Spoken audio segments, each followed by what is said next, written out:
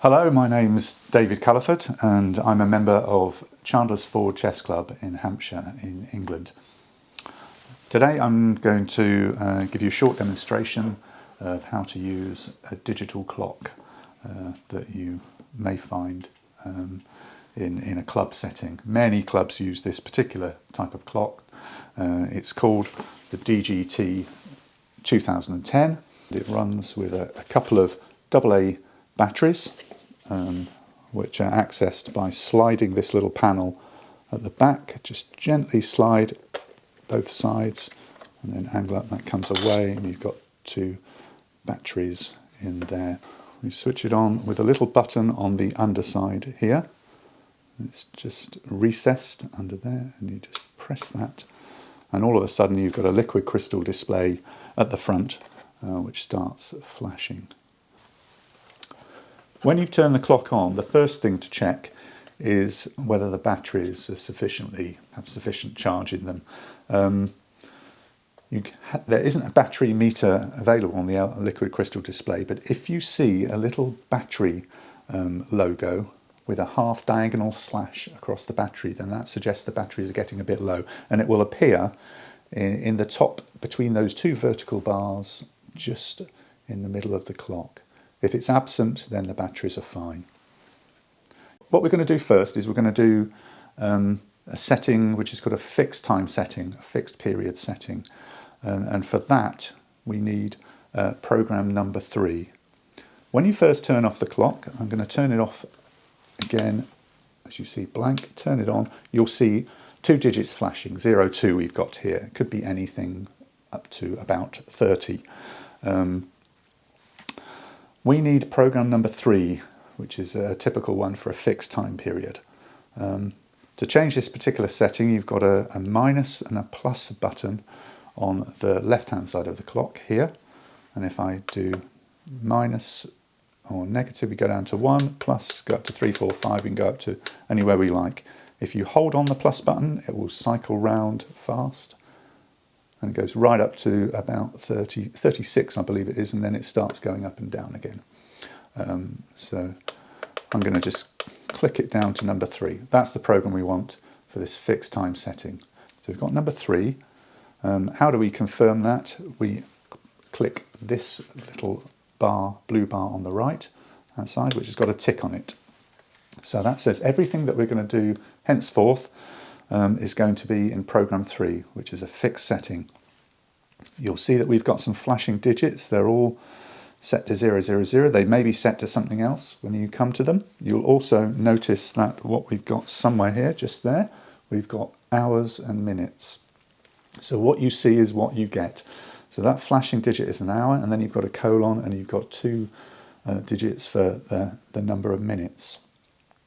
With chess, we typically have the same amount of time per person, certainly in the league, otherwise it wouldn't be fair. Sometimes you may want to set the left and the right clocks at different time settings if you were playing a handicap tournament. But for this, we're just going to do the same time for each. Typical amount for a standard play game would be an hour and a half, 1 hour and 30 minutes. We do have an option in our particular league to go for an hour duration, 1 hour and 0 minutes for juniors.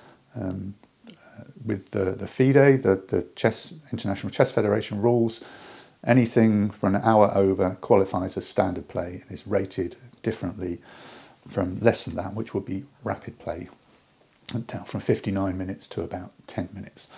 So we're going to set this hours, and we've got the plus and the minus, again, as I've said, on the left-hand side of the clock.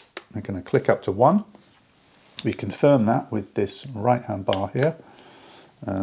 So this left-hand clock is 1, and we're going to do 30. So again, we set the tens and the units for the minutes separately.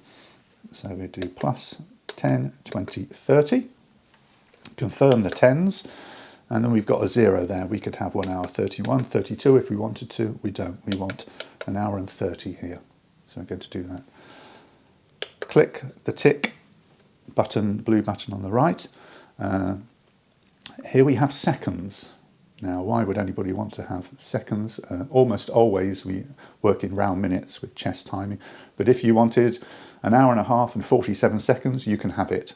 I'm going to ignore this because it's set to 0, and I'm just going to tick and confirm that. So the tens and the units for the number of seconds to add on, we're going to ignore and keep as 0. Do the same for the right hand side of the clock for the player's opponent.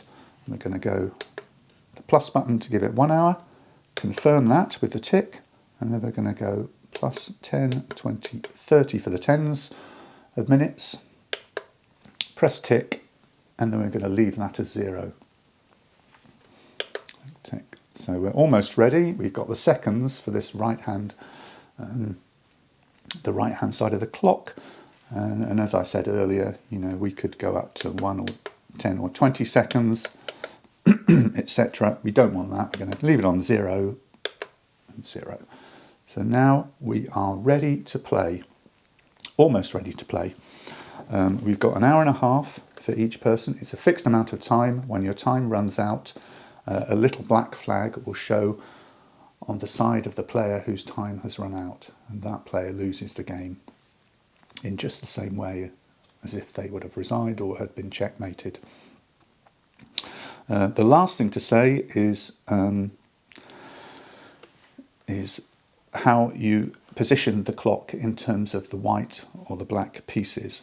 Here I'm going to position it on the left hand side of the board. There is an etiquette rule to say that black typically has the choice of side, but you may find in tournaments that the arbiter dictates which side the clock should be, but it's customary for the player with the black pieces to have the choice of side, and it's not necessarily the right side. They may be left-handed and prefer it on the left. So here, let's pretend I'm left-handed and I've been given the choice and I'm putting it on that side. The important thing to note is that the rocker should be up on the player with the white pieces because they press the clock first.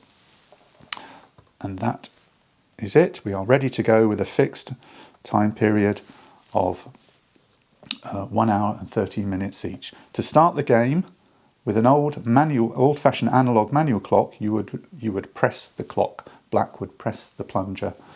We don't do that with digital clocks. If I press the plunger, it won't have any effect other than change these little markers which indicate white or black.